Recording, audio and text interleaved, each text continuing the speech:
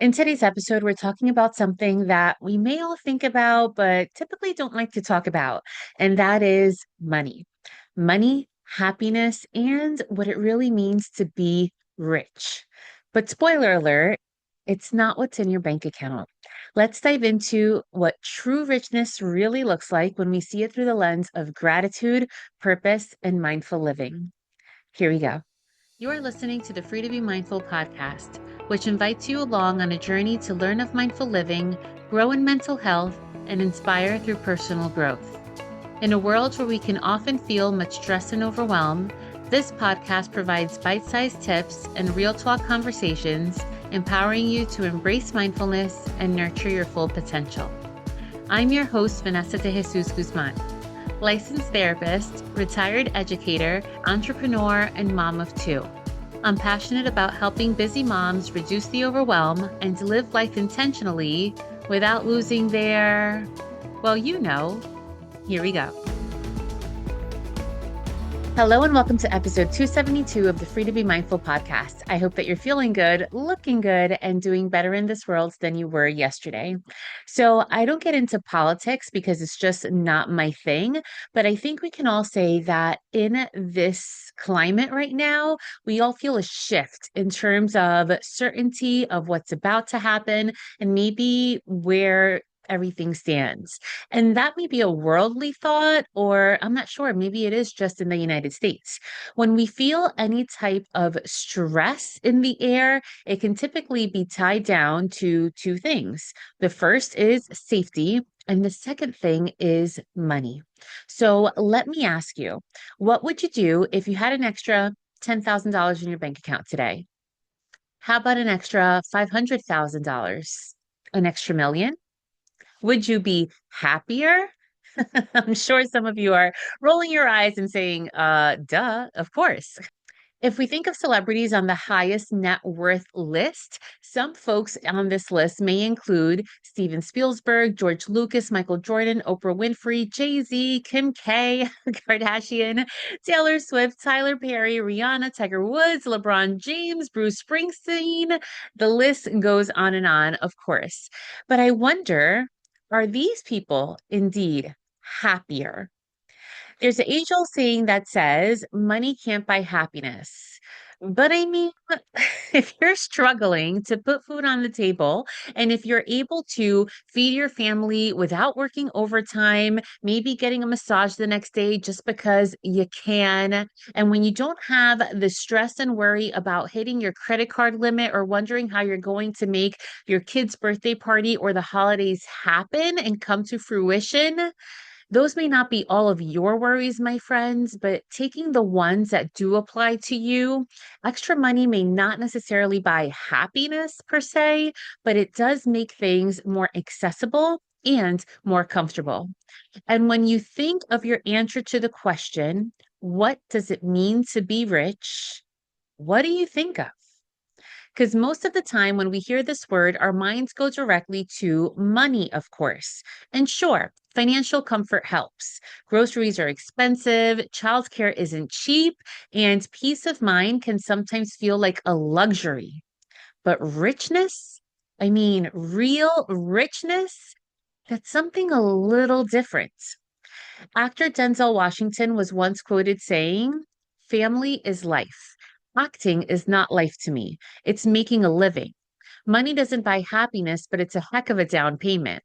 You soon realize you can only drive one car at a time. I have an Aston Martin, but I prefer my truck. When you get older and wiser, you simplify. You don't need as much. You have raised your children and how you live through them. Their success is what's important to me.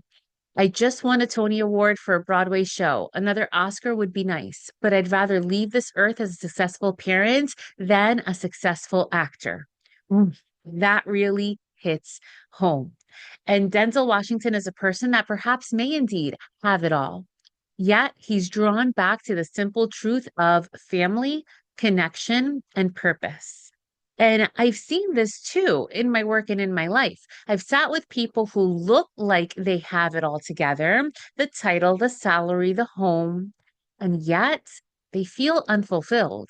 Then I've met others who are just making ends meet, struggling, but who glow with joy, who live in their purpose, and who remind everyone around them of what truly matters. If not through their words, definitely through their actions.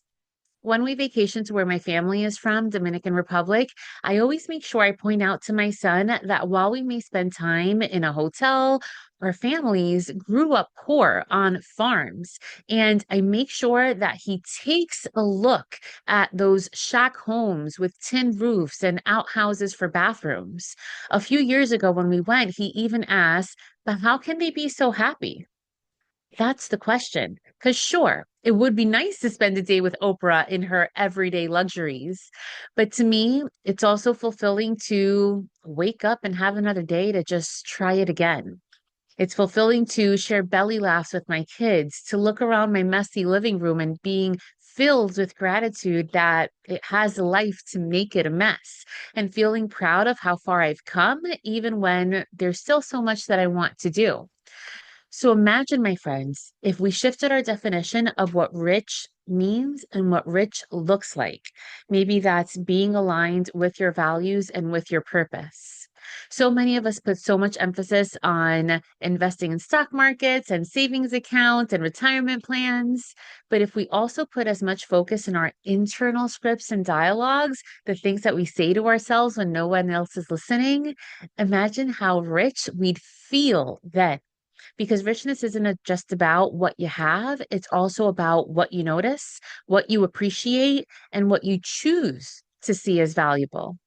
When we slow down and take inventory, we then realize the fridge may not be filled with fancy meals all the time, but it is filled.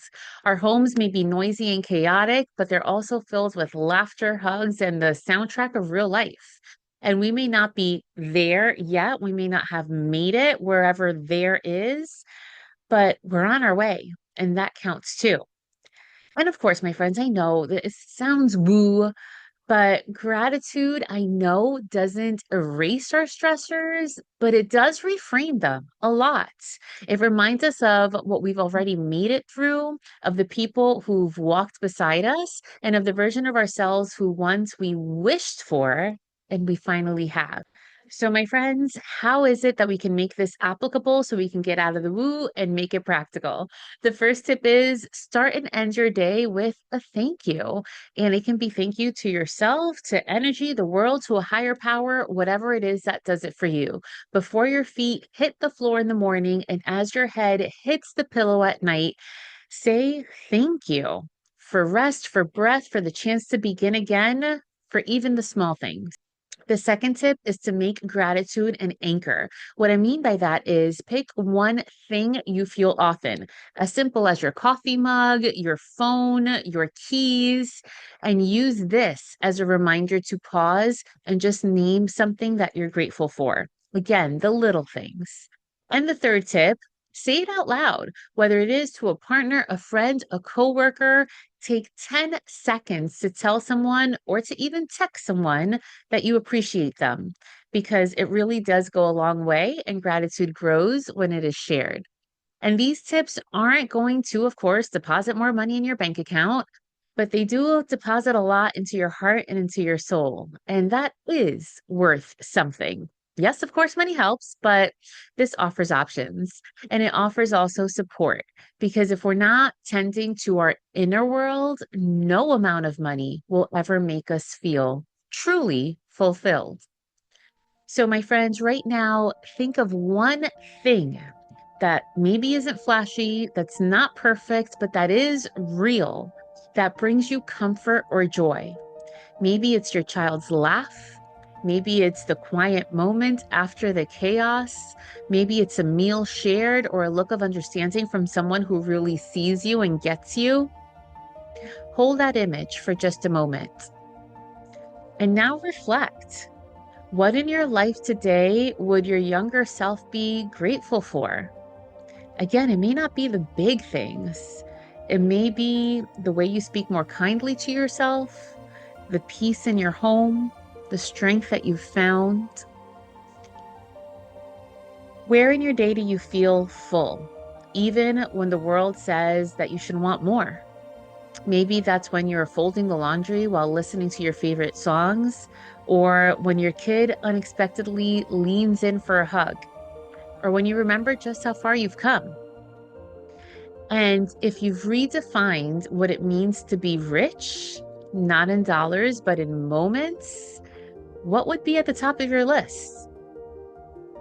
Let some of those answers to those reflection questions sit with you. And as you return to the rest of your day, my friends, carry this with you. You are allowed to desire more, but don't forget to cherish what you already have and what already is. Because richness isn't always something that you chase. Sometimes it's something that you notice. And if this episode made you pause, reflect, or see richness in a new light, I'd love for you to share it with a friend who might need the same reminder today. Because when we live and grow together with intention and gratitude, we all become a little more free to be mindful. Catch you next time. Free to be Mindful exists because of viewers and listeners like you. If you're enjoying the podcast or felt this week's show resonated with you, please take a moment to leave a rate and review on the platform where you catch your favorite shows. That quick and easy act allows me to see what you're enjoying so I can deliver more personalized content that focuses on learning, growing, and inspiring. It also helps others find the podcast too. Don't forget to subscribe so you can listen along next week. And if you can do me the favor and share this podcast on social or with a friend who may benefit from the message shared today, that would be truly appreciated. In the meantime, I welcome you to follow me on social media across all platforms at Counselor V. De Jesus for more fun content. And remember, my friends, in a world where you are free to be anything that you want to be, you are always free to be mindful. Catch you next week.